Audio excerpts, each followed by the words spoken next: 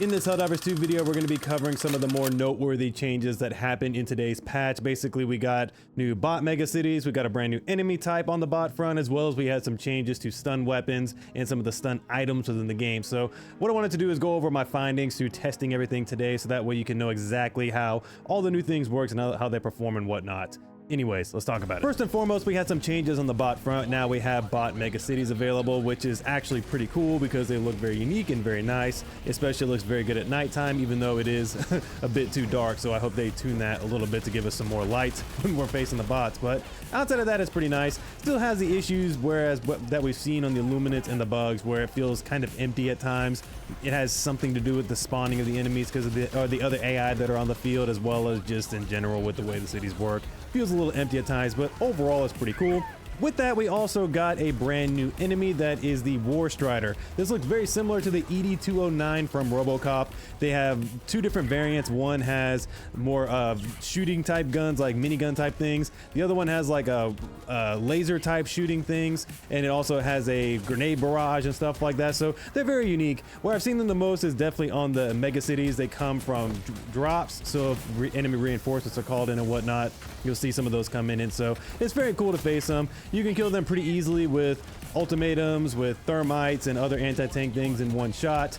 You can also kill them with the laser cannon and things of that nature. Also added into the game is this new scanning feature when you're searching for missions. So if you're on the mission map and you're looking for a mission to go to, you can actually scan the map and look for active games in progress that you can join, which is a pretty cool quality of life feature. The flag stratagem can now be planted on enemies, so you can plant it on chargers, you can plant it on tanks, factory striders, things of that nature. So that's actually a pretty cool quality of life thing if you enjoyed using the flag. All right, so to get to the changes with stuns, we have quite a few various changes with stun things in the game. First and foremost, we have some changes to the pummeler and the pacifier. Both of these had their stuns increased from 1.5 seconds to 3 seconds. This is very noticeable, especially against the smaller units, because they can get stunned up in around 2 to 3 shots, which is very nice. So you can get a whole array of stunned enemies instead of just being kind of underwhelmed by the length at which they were stunned, which is cool. The Devastators, the Brood Commanders, and the Overseers and the Flesh Mobs and whatnot will take around 5 shots to start getting stunned up with both these weapons, but it's very noticeable that we can actually stun up the Flesh Mobs quite well, which is very nice. It's still very good against the Overseers. It's pretty good against the Devastators, and in general, both weapons are decent on the bot front, but I really did quite enjoy using the pummeler and the pacifier both on the Illuminates and the bug front, because it felt like I was able to control the encounters much better.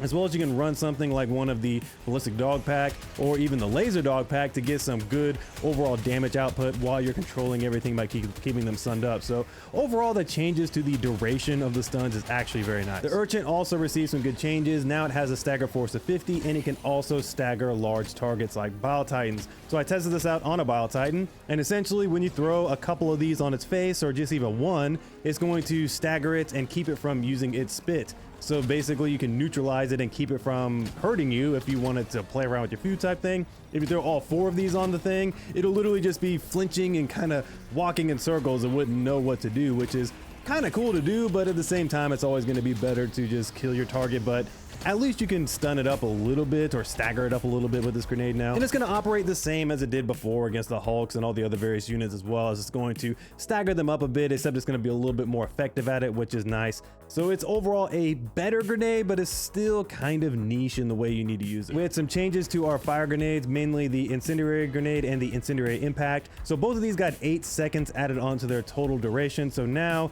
instead of the impact grenade having only 8 seconds in terms of the duration, it has its fire pull out. It has 16 seconds, and the base Incendiary grenade has now, instead of 16, has 24 seconds in terms of how long it will be on the field, just one grenade. That is absolutely ridiculous how long these fire pulls can last down. You can create literally this massive wall of fire for a long period of time. One of my favorite changes from the patch was the changes to the Flame Sentry. This is actually a much more viable sentry because now we have a 95% resistance to fire on this thing, so it's not going to be killing itself, which is absolutely fantastic and what we wanted exactly. Why it doesn't have 100%, I don't know, but again, 95% is way better because it's not killing itself, which is very nice. As well as the cooldown was reduced to 100 seconds on the base, and it's actually 1 minute and 23 seconds when you have all the ship upgrades. upgrades, which puts it right in line with the machine gun sentries. And the cool thing is that because it has such a good ammo economy, it's going to be able to be on the field for a long time. I was able to call down 2 of these pretty consistently, and it had this huge wall of fire being built out, and it was able to kill various units very easily. Worked very well against the flesh mobs because I tested this out primarily on the illuminate front. I actually think the Flame Sentry is going to be a very viable tool, especially with the changes to that cooldown and the fact that it's not going to be killing itself anymore. Another thing I want to talk about is the changes to fire damage in terms of how fast it actually affects large targets. Now, large targets will be set on fire faster. This indirectly buffed the laser cannon and made it an absolute monster on the bot front. It was already extremely good, but it is really, really powerful, deleting hulks in seconds because they're catching on fire instantly, and if you're hitting them in the eyeball, they're going to die in seconds now. It's also very effective against everything on the bot front, which is very good. The changes also are applied to the Torture. They're also applied to the Flamethrower, the Crisper. Anything that can set units on fire are going to be lit on fire faster, dealing more damage over time, because the way that works based on the changes from before is that the larger the enemy, the more damage they take from damage over time effects. So in general, this was a very good change. And now weapons like the laser cannon are even stronger than they were before, which is hard to believe. So overall, I really like this change to fire damage over time. But overall, I'm actually pretty happy with these changes. I love the changes to the fire grenades. Now they last for a long freaking time, which makes them much more viable. The Flame Sentry is very, very good. I can't wait to actually use that more and create some builds around it. As well as the stun weapons are very, very powerful right now, especially on the bug and the illuminate front. You can, seriously, it is so freaking good to have either the pummeler or the pacifier, using that as your primary weapon, stunning up the various bugs for about 3 seconds, and having your laser guard dog or your ballistic guard dog go absolutely crazy, just killing everything. It is a very elite combo right now on the bug front. And against the illuminate, stunning up those overseers for any period of time, especially the flying ones, is very, very effective overall, and it does work against the flesh mobs as well. But anyways, let me know what you guys think about all these changes and all the various updates that we got with this patch. Let me know what you guys think about the bot mega cities and the new bot units. More importantly, make sure you like and subscribe for content similar to this. But anyways, I'll see you guys in the next video. Peace.